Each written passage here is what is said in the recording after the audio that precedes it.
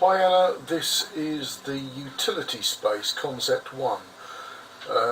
So we've got a 400mm basket shelf, so as I said previously it's a shelf with a little upstand there and end caps that you can also use as subdivisions.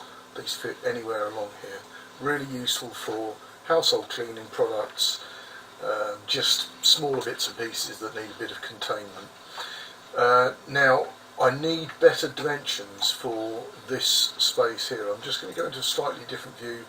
I'm going to go into a section view there, just so we can see into that space a little bit.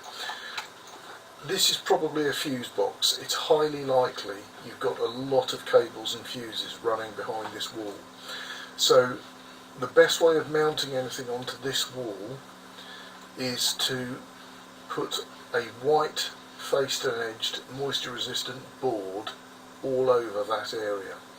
So if you can tell me the largest rectangle of clean bare wall that I can fit on there, then I can produce a board and we can fit anything to it without worrying about cables.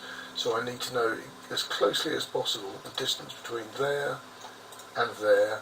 Well, actually you've got a pipe there, so it's going to be that pipe to there or any other obstacles. I need to know the size of a rectangle I can get onto that wall without obstacles.